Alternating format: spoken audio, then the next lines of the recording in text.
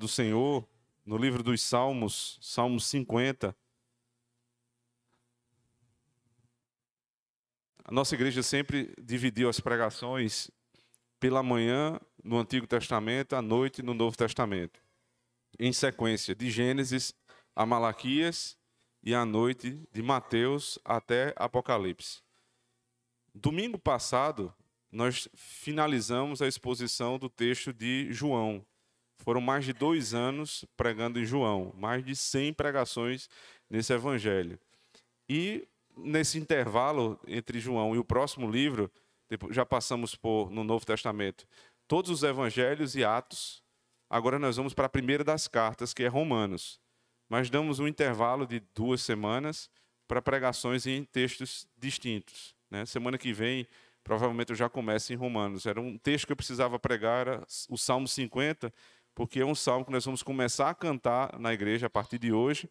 E para que nós cantemos com compreensão, é necessário que nós possamos ouvir a pregação neste texto, ok? Então, por isso que a gente sai um pouco daquela estrutura comum para a compreensão deste salmo, que vai ser cantado, e no próximo domingo voltamos com Romanos capítulo 1. É um salmo de Asaf, fica claro aí, logo no início. A Sociedade Bíblica ela coloca um tema, para que você tenha noção, esse tema que está em negrito, ele não faz parte do texto original.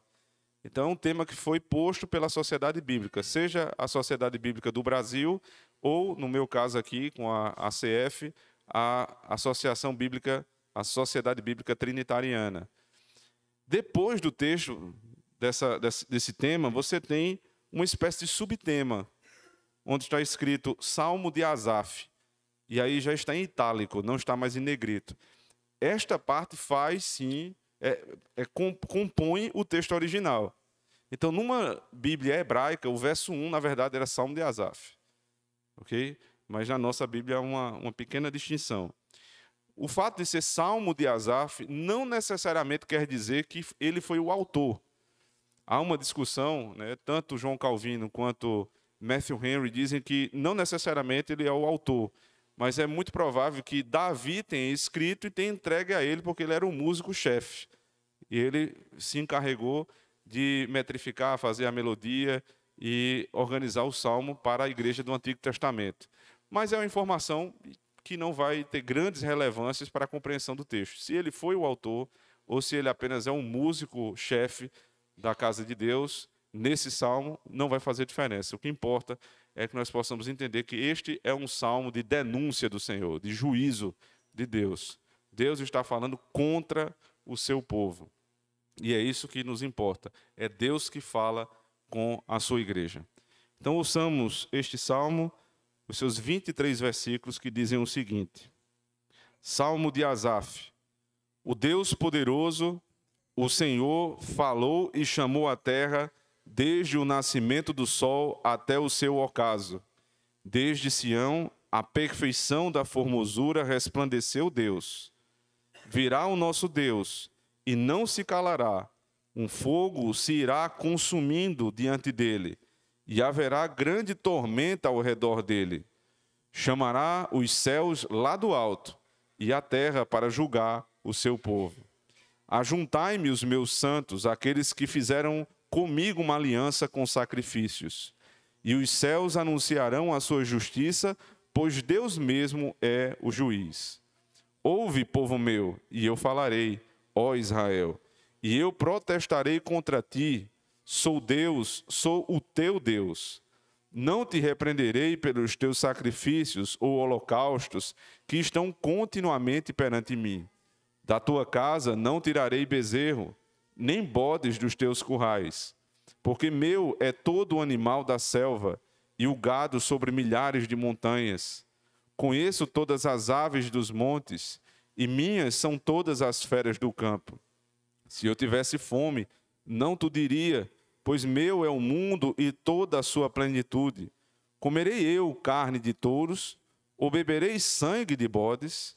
Oferece a Deus sacrifício de louvor, e paga ao Altíssimo os teus votos.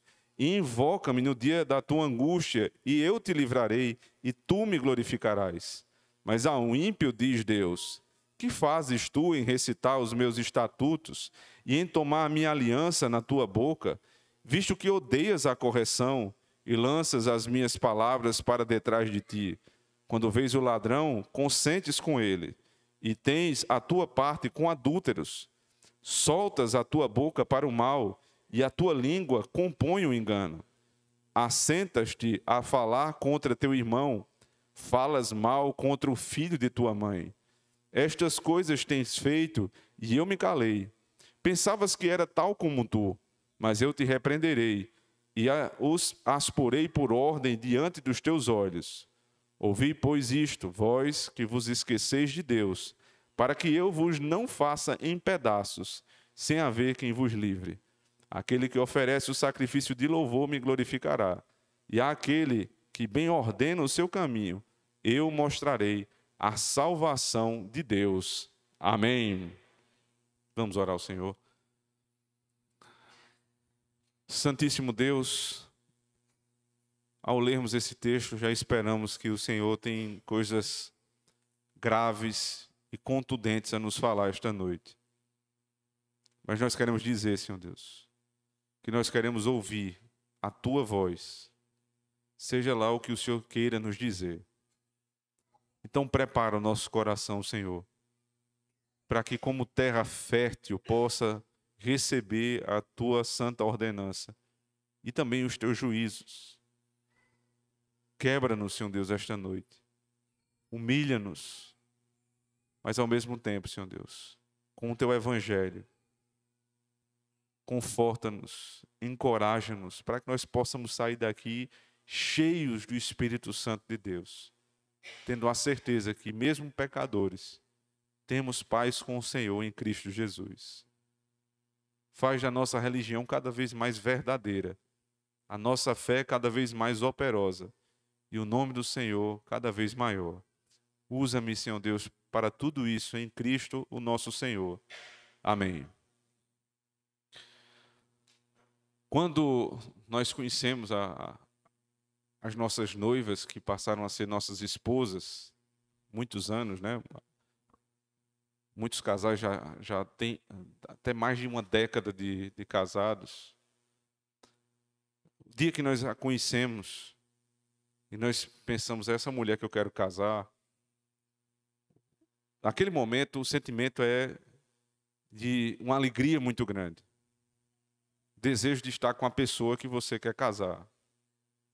Isso também é verdade no que diz respeito às mulheres para os seus futuros maridos. É um prazer conversar com essa pessoa, é um prazer simplesmente ficar do lado, até que vem o dia em que essa união é consumada no casamento e a alegria ainda é superior. E aquela aliança simboliza muitas lutas, muito esforço para que aquilo ali acontecesse. Só que depois que nós chegamos ao ápice do casamento, no que diz respeito à cerimônia, à festa, aquela alegria que é indescritível, quando isso passa, vem a realidade. E eu estou dizendo isso não para desanimar os novos casais, mas para prepará-los para a realidade. A festa não é a realidade. As comidas e bebidas da festa não são a nossa realidade. Ninguém vive comendo camarão, lagosta, bolo. Isso não é o dia a dia. O dia a dia é feijão com arroz. O dia a dia são rotinas exaustivas de trabalho. Pouco tempo para ficar em casa.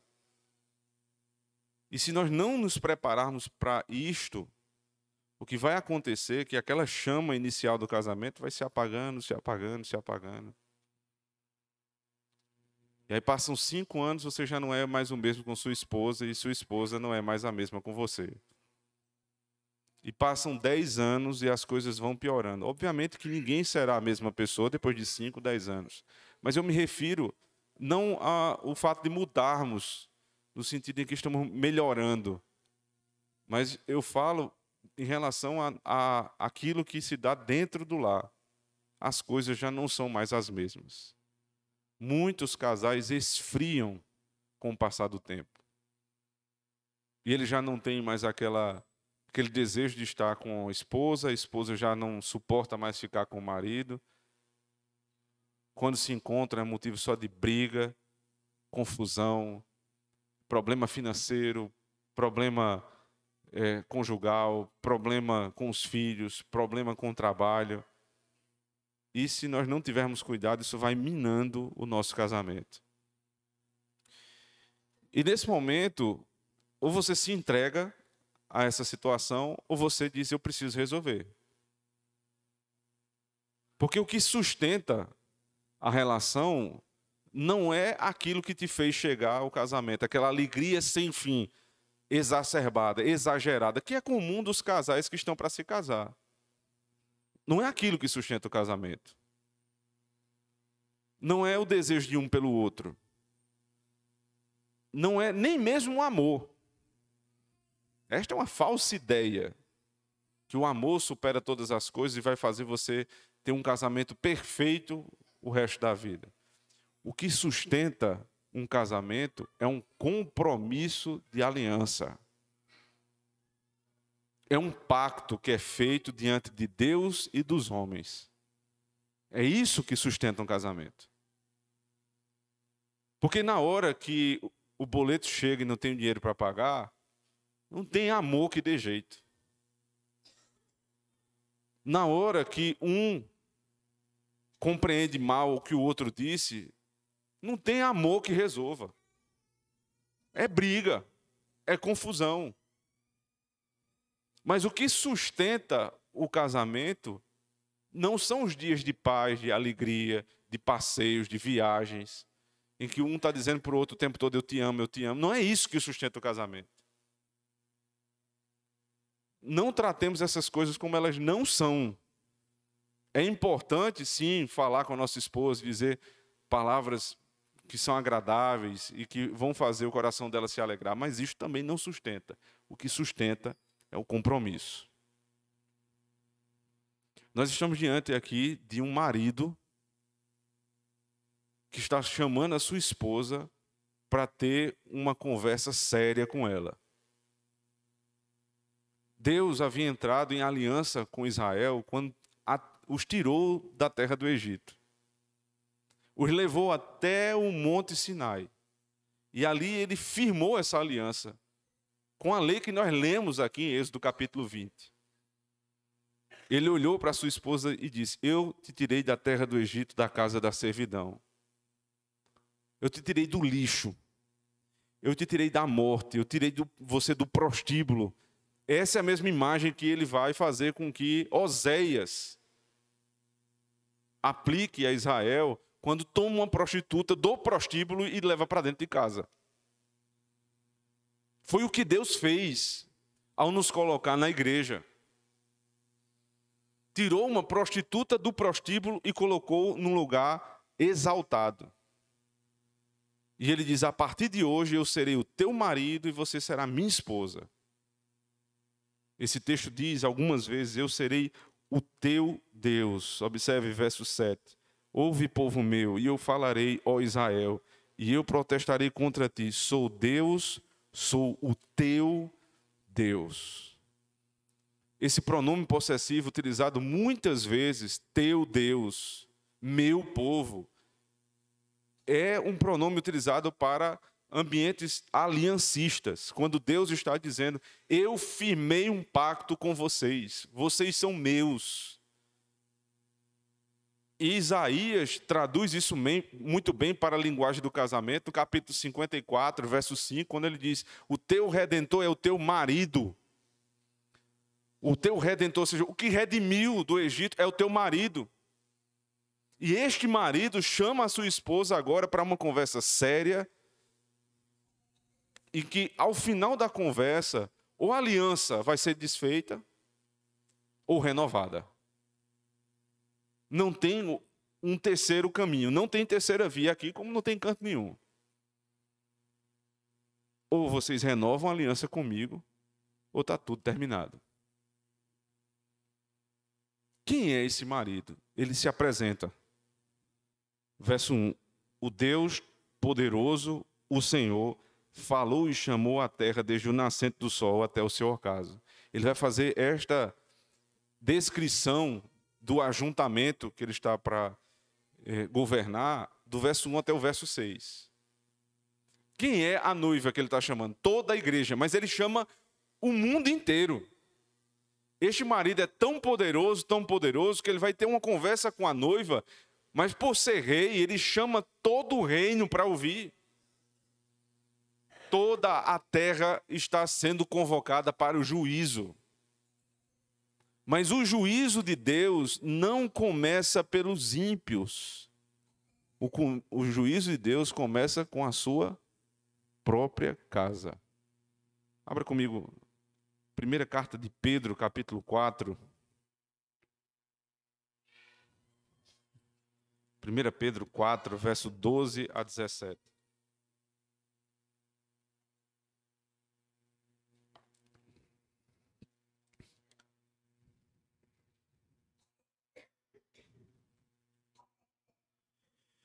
Amados, não estranheis a ardente prova que vem sobre vós para vos tentar, como se coisa estranha vos acontecesse. Mas alegrai-vos no fato de serdes participantes das aflições de Cristo, para que também na revelação da sua glória vos regozijeis e alegreis. Se pelo nome de Cristo sois vituperados, bem-aventurados sois, porque sobre vós repousa o Espírito da glória e de Deus. Quanto a eles, é ele sim blasfemado, mas quanto a vós é glorificado. Que nenhum de vós padeça como homicida, ou ladrão, ou malfeitor, ou como o que se entremete em negócios alheios. Mas se padece como cristão, não se envergonhe, antes glorifique a Deus nesta parte. Porque já é tempo que comece o julgamento pela casa de Deus. E se primeiro começa por nós, qual será o fim daqueles que são desobedientes ao Evangelho de Deus? O julgamento começa pela casa de Deus. Mas Pedro diz assim, se começa por nós, imagina o que será o juízo para aqueles que são desobedientes ao Senhor. Nosso esposo está nos chamando para nos alertar, para nos exortar, porque o caminho que muitas vezes nós estamos entrando é o caminho em que vai nos deixar cada vez mais distantes dele. E ele quer reatar os votos. Ele quer renovar a aliança. Então, por isso ele nos convoca esta noite, para que nós possamos ouvi-lo e com atenção entender qual é a sua demanda. Quem é esse marido? Deus poderoso, o Senhor. 3 nomes dados a Deus. Deus, Senhor, poderoso. 3 nomes. 3 pessoas da Trindade. O Pai, o Filho, o Espírito Santo. O nosso marido é Pai, Filho e Espírito Santo. Aquele que vai falar conosco agora é o Pai, o Filho e o Espírito Santo. Então deem toda a atenção, porque o juízo que está para ser declarado aqui não é de qualquer um. Não é meu juízo. Não é o juízo que fez com que o salmista, seja ele Asaf ou Davi, escrevessem. É o juízo divino. Deus está alertando a sua igreja. Ele diz, desde Sião, a perfeição da formosura resplandeceu Deus. Virá o nosso Deus e não se calará. Um fogo se irá consumindo diante dele e haverá grande tormenta ao redor dele. Chamará os céus lá do alto. Ele está demonstrando aqui a gravidade do juízo. Todos são convocados. Ele começa pela sua casa. Mas o que ele vai falar? Palavras de juízo. Deem ouvidos ao que o Senhor fala, porque são palavras pesadas contra o seu povo. Então, do verso 1 ao verso 6, se você quiser acompanhar a estrutura do texto, nós temos essa convocação do marido para renovar a aliança com sua esposa. Mas ele não fará sem antes demonstrar quais são suas demandas para com ela. Do verso 7 até o verso 13. O Senhor mostra o falso culto que Israel estava prestando a ele. Do verso 14 até o versículo 20, ele vai demonstrar como eles estavam vivendo impiamente. Como eles estavam fazendo com que Deus se desgostasse da relação que tinha com sua igreja. E a partir do verso 21 até o 23, ele apresenta a solução para o caso. Então, o Senhor não apenas diz qual é o problema, aponta o erro, mas também sugere qual é a solução. Se vocês ouvirem, vocês terão a salvação. Então, depois do verso 1 a 6, nós já vimos aqui a introdução, quando Deus convoca a terra, ele passa a dizer qual é a demanda que ele tem. O que é que está acontecendo com Israel? Observe, verso 7. Ouve, povo meu, e eu falarei, ó Israel, e eu protestarei contra ti. Sou Deus, sou o teu Deus. Não te repreenderei pelos teus sacrifícios ou holocaustos que estão continuamente perante mim. Da tua casa não tirarei bezerro nem bodes dos teus currais. Porque meu é todo animal da selva, e o gado sobre milhares de montanhas. Conheço todas as aves dos montes, e minhas são todas as feras do campo. Se eu tivesse fome, não tu diria, pois meu é o mundo e toda a sua plenitude. Comerei eu carne de touros ou beberei sangue de bodes? Qual é a crítica do Senhor? É muito semelhante à que o profeta Malaquias faz lá no capítulo 1 e 2 do seu livro. O povo de Israel continuava participando do culto. Eles não deixaram as práticas rituais do culto. Inclusive, milimetricamente, eles cumpriam o sistema sacrificial. Observe que por várias vezes ele fala sobre bois, ovelhas, bodes, que são entregues ao Senhor. E isso foi uma ordem do próprio Deus. Se você voltar e ler o livro de Levítico, vai perceber que ali você tem um manual de culto, e especialmente do capítulo 1 até o capítulo 7, todos os sacrifícios são ordenados. O sacrifício do holocausto para que o pecado seja perdoado, os sacrifícios pacíficos, que eram sacrifícios de gratidão, os sacrifícios pelo pecado oculto, ou seja, aquele pecado que eu não conheço, mas eu posso ter pecado, os sacrifícios da liderança, os sacrifícios dos liderados, enfim, tudo que Deus mandava, eles faziam externamente. Mas o coração deles estava longe do Senhor. E aí qual é a pergunta do Senhor? Qual o sentido há em cumprir estes rituais se vocês não me amam? Qual o sentido de uma mulher manter a casa limpa, organizada, filhos ordenados, todos limpos, higienizados, tudo direitinho? Mas ela não faz isso porque ela ama seu marido. Ela só faz porque tem que fazer. O marido vai chegar em casa, ele vai, obviamente, reconhecer que há algo de bom, mas isso não traz prazer para a vida dele. Isso não traz alegria para a vida do marido. Porque no caminhar diário ele percebe, ela não me ama mais, ou pelo menos ela não demonstra o carinho que tinha por mim. Ela faz as coisas meramente por obrigação. Então não há casamento que se sustente assim. Deus está dizendo, vocês acham que eu estou com fome? Por que vocês estão trazendo bode, carneiro, novilho? Eu não tenho fome. Se vocês perceberem, e é sempre bom a gente parar para entender o que está por trás da lei, qual é o espírito da lei para poder compreender a lei. Qual era o motivo pelo qual Deus requeria esses animais? Ele está dizendo aqui claramente que ele não precisa dos animais. Ele diz, todo gado é meu. Para que eu estou requerendo de vocês aquilo que já é meu? Se não for por um modo didático de vos ensinar o que vocês devem fazer ao meu respeito. Ou seja, o que Deus está querendo aqui fazer é muito mais ensinar o povo do que receber alguma coisa. Deus não come carne de animais. Então, o sistema sacrificial que foi ordenado por ele era um sistema simbólico. E qual era o símbolo que estava por trás dos sacrifícios? Toda vez que matava-se um animal, especialmente um cordeiro, a menção que se fazia era a vinda de Cristo, do Messias.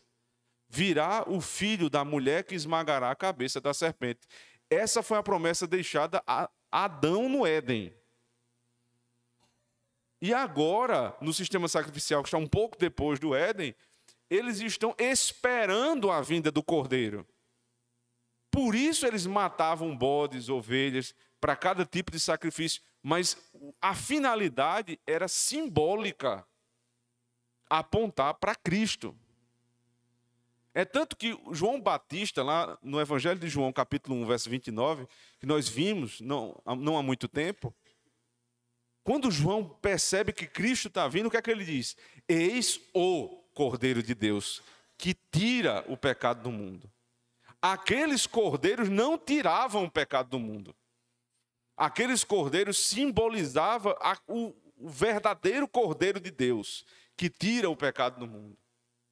Sendo assim, irmãos, os israelitas deveriam ter compreendido que o sistema sacrificial, sendo simbólico, teria fim.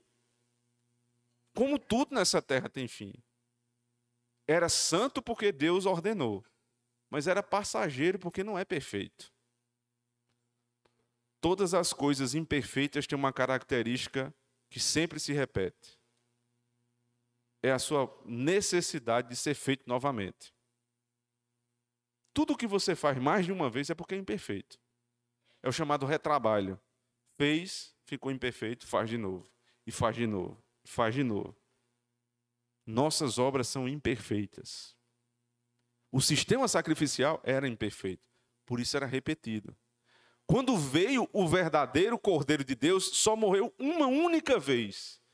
E desta vez ele resolveu o problema de toda a raça humana que nele crê e foi eleita pelo Pai. Isto é tão verdadeiro que depois da vinda de Cristo, ele deixa outros rituais para serem observados. Batismo e Santa Ceia.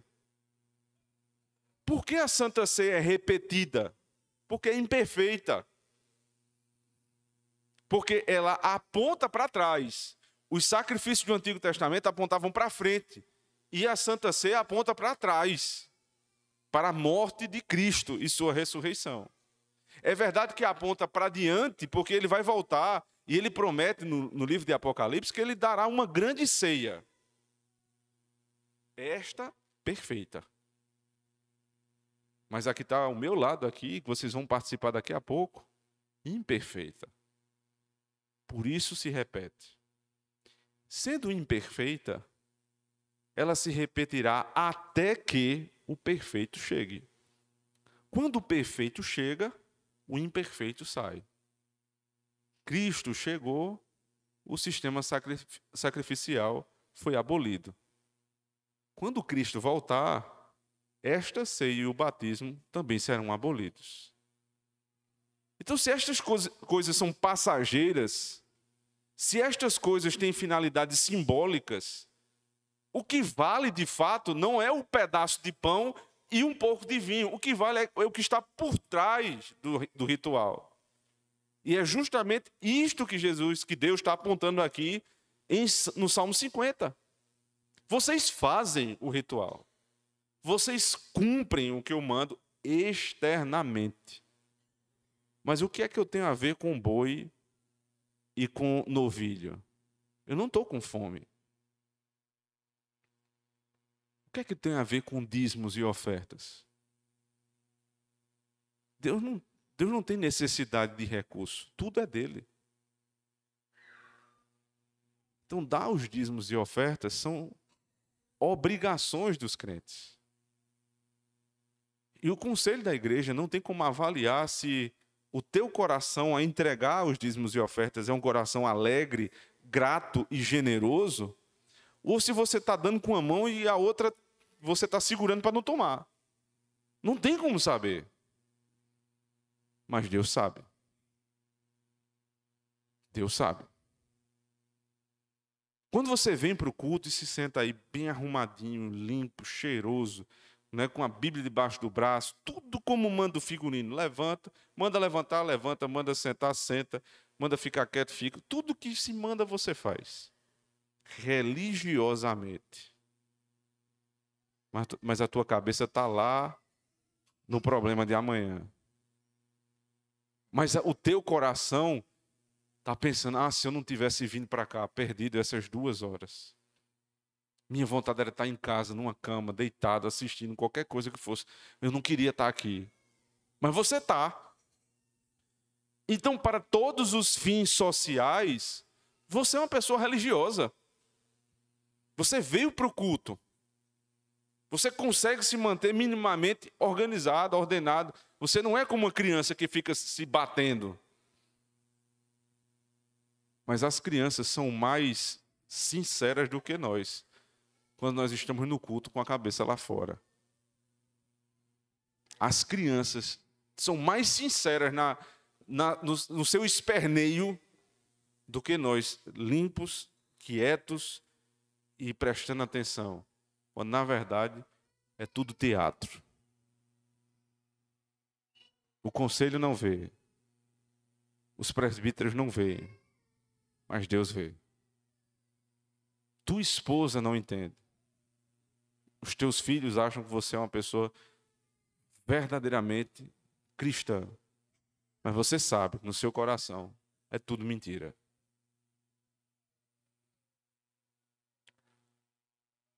Deus não tem fome. Mas você percebe que todas as religiões ocultistas, elas também têm sacrifícios de animais? Percebe isso?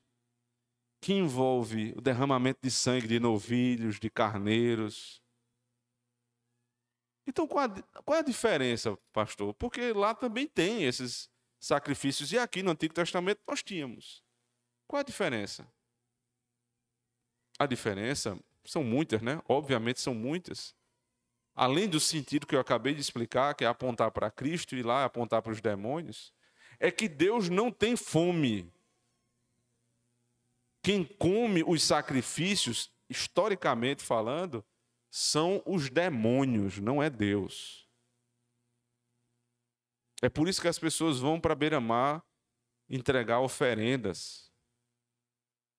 Vão para terreiros de macumba entregar a oferenda para o trabalho.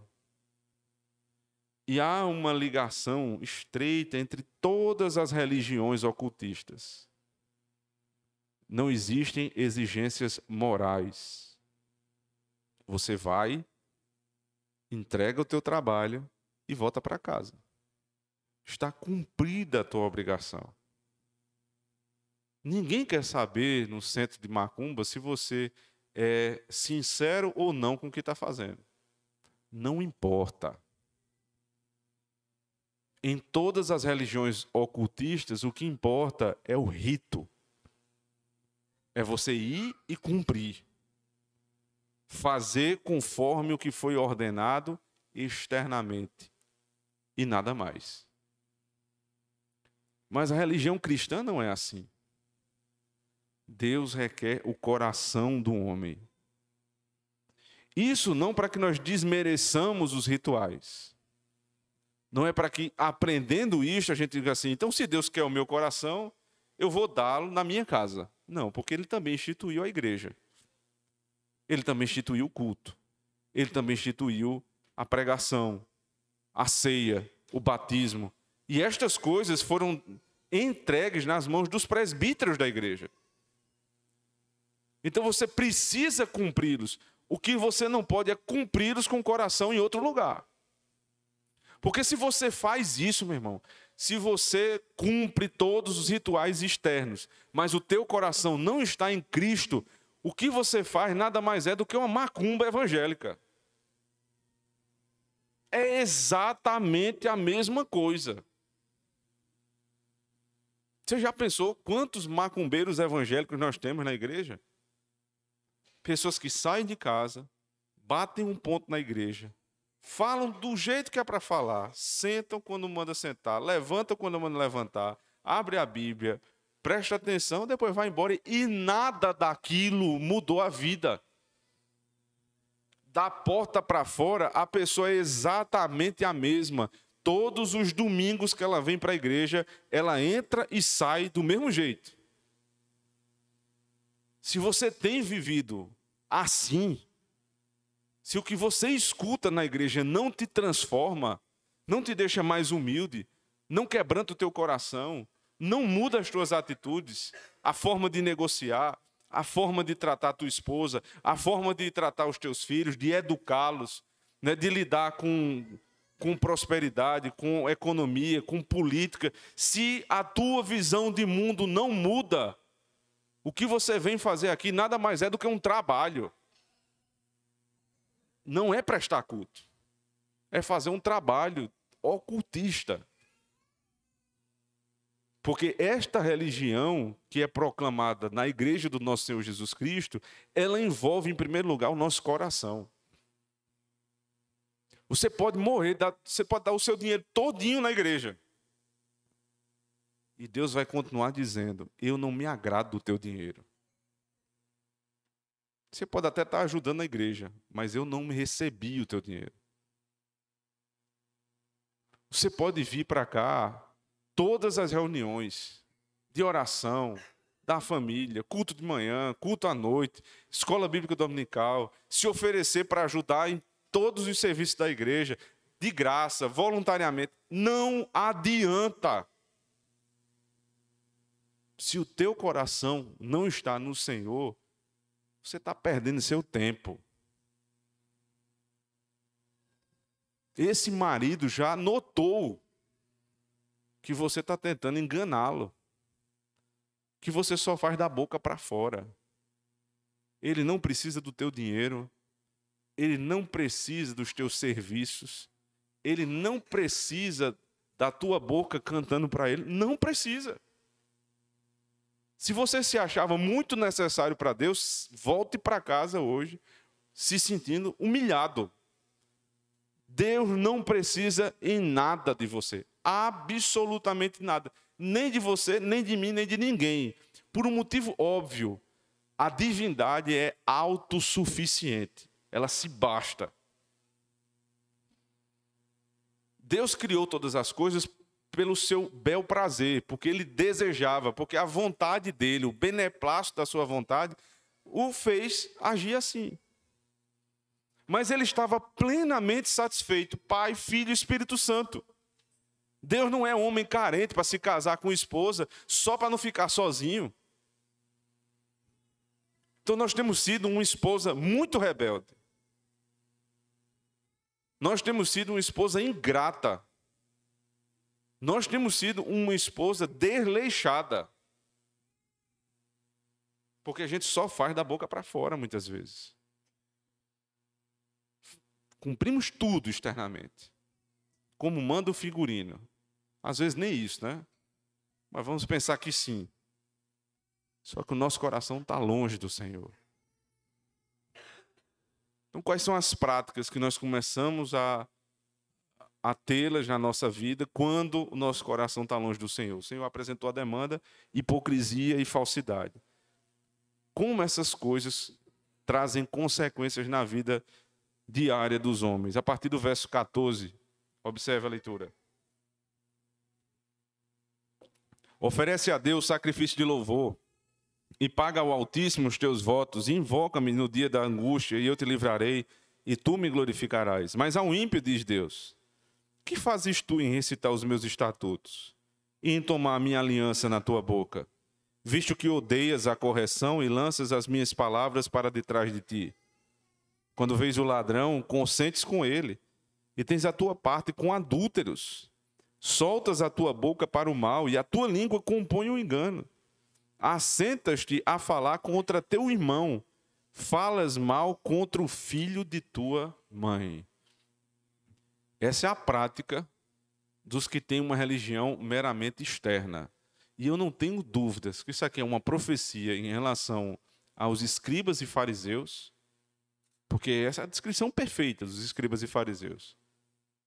E de muitos fariseus da nossa época. Você tem uma vida religiosa aparentemente, né, externamente muito boa, Mas as pessoas que você anda são pessoas que vivem muitos pecados. Odeia a correção, ou seja, é soberbo. Ninguém pode lhe corrigir porque você fica logo com raiva. Preste atenção nisso. Quando tem algo errado na minha casa e os pastores vêm me ajudar, é assim que nós devemos entender, me ajudar. E eu fico com raiva porque ele está tocando em alguém da minha família, o nome disso é soberba. Odeias a correção. E por que você odeia a correção? Porque o seu coração não está no Senhor. Se você tem essa prática, muito provavelmente você tem vivido uma religião hipócrita. Porque ninguém pode tocar no meu ídolo. Faça tudo, pregue o que quiser, agora não toque nos meus. Odeias a correção. Lanças a minha palavra para de trás de ti, ou seja, ele deveria colocar a palavra diante dele. A palavra de Deus vai adiante de mim, ele coloca para trás. É a palavra dele que vai na frente. Diz ainda, quando vês o ladrão, consentes com ele. Você chama ladrão de esperto. Fulano é muito esperto, fulano é ladrão. Você apoia, consente com o ladrão. Você vota em ladrões. Você ajuda o ladrão. É mais uma prática que está sendo denunciada daqueles que não têm um coração no Senhor. Não gosta de ser corrigido, consente com o ladrão. Ele diz ainda, tem tua parte com os adúlteros, os infiéis. Soltas a tua boca para o mal e a tua língua compõe engano. Assenta-te a falar contra o teu irmão, fala mal contra o filho da tua mãe, aquele que você deveria defendê-lo. E deveria, inclusive, encobrir os seus erros, não no sentido de não tratá-los. Encobrir os erros na Escritura, quando o sentido é positivo, diz respeito a não evidenciar o erro do meu irmão. Se ele tem muitas virtudes e alguns erros, eu vou falar sempre mais das virtudes dele. E dos erros eu trato com ele pessoalmente, particularmente, mas eu não vou falar mal dele. Essas são as características externas de quem está com o coração podre, longe do Senhor. Odeia a correção, consente com o ladrão, anda com adúlteros e prostitutos e vive a falar mal. A língua é podre. E aí vem a última parte do texto, quando o Senhor vai propor a solução. Verso 21. Estas coisas tens feito, e eu me calei. Pensavas que era tal como tu, mas eu te repreenderei, e as porei por ordem diante dos teus olhos. Por muito tempo, Deus ficou calado. Por muito tempo. E os homens maus, eles acham que a paciência de Deus é inatividade, é impunidade, e não é. Deus é longânimo, é uma qualidade divina. E o que é longanimidade? Isso pode ser expresso quando eu entendo que Deus poderia fulminar qualquer um de nós aqui pelos nossos pecados. Ele não faz isso. Então você peca por muito tempo e ele permite. Com duas funções. A primeira, ele está demonstrando misericórdia, para que você possa se converter dos seus maus caminhos.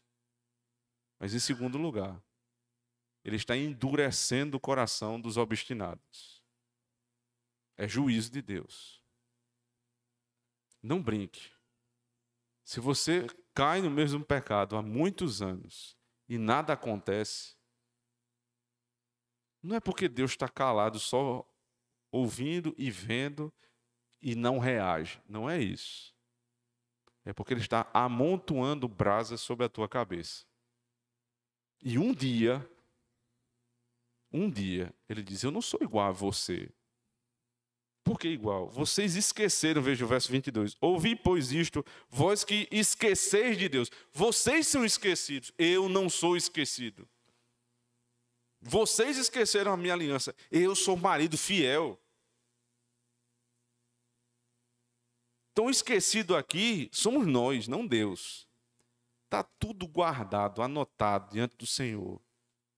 Tudo que nós fazemos.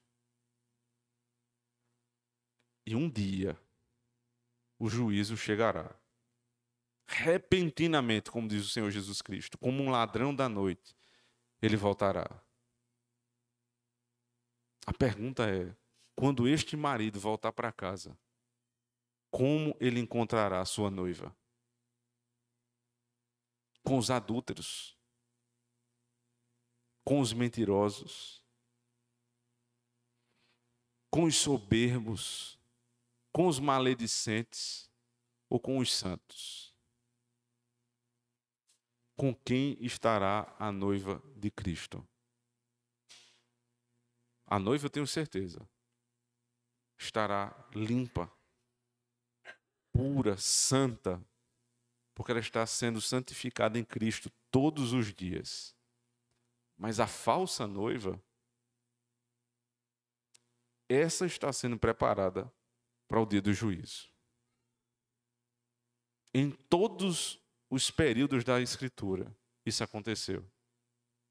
No período da lei, em Deuteronômio, no período dos livros de sabedoria, dos profetas, dos evangelhos, das cartas, até Apocalipse, sempre o joio e o trigo cresceram no meio da igreja. A esperança dos santos que estão congregados aqui é que um dia o Senhor fará distinção. E Ele trará juízo primeiro na sua casa. Quando Jesus Cristo veio, Ele disse aos seus discípulos, primeiro preguem a casa de Israel. Então os discípulos voltaram e disseram, eles não nos ouvem. Ele disse, agora vocês vão pregar aos 4 cantos do mundo. Quando Ele voltar, Ele chamará Israel, o Israel de Deus, para ter uma conversa, os que estão pactuados com Ele. E Ele vai pedir contas. Como está a noiva? Ele pedirá contas aos presbíteros da igreja, aos diáconos da igreja. Diáconos, o que vocês fizeram com a misericórdia na minha casa? Presbíteros, o que vocês pregaram para o meu povo? E muitos pregaram paz, paz, quando não havia paz. Enquanto deveriam estar alertando o povo, com textos como o Salmo 50, pela hipocrisia clara em que muitas vezes nós vivemos, eles estavam falando sobre prosperidade, sobre alegria, sobre vida boa, sobre tudo que Deus tem preparado para nós. Só isso. E nada de alerta. O Senhor julgará os falsos profetas. Mas o Senhor julgará também os falsos pais, que não exerceram educação cristã verdadeira para os seus filhos. O Senhor julgará os falsos patrões que não exerceram misericórdia com seus funcionários. Ele julgará os falsos governantes que não governaram segundo a sua lei. Todos serão chamados um por um. Mas o que nos dá a tranquilidade é o que diz o Salmo 50, no verso 23. Ele diz, aquele que oferece o sacrifício de louvor me glorificará. E aquele que bem ordena o seu caminho, eu mostrarei a salvação de Deus. Qual é a salvação de Deus? O nome de Jesus é o mesmo de Josué, inclusive. Deus é a salvação. O que é que o salmista está apontando aqui?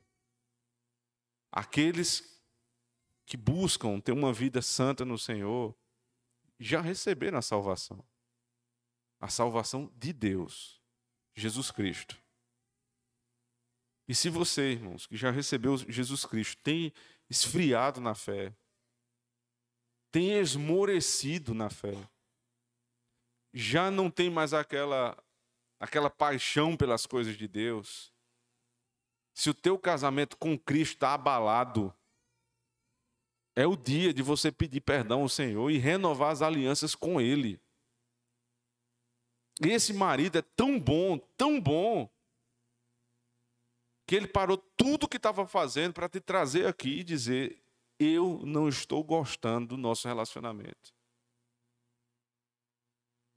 Vocês precisam parar de fazer só aquilo que eu mando externamente. E precisam voltar ao primeiro amor. Os bons casamentos duram 30, 40, 50, 60 anos no máximo. São ótimos, maravilhosos. Não há nada melhor do que casar. Mas estes casamentos não se comparam com o casamento que nós temos com o Senhor.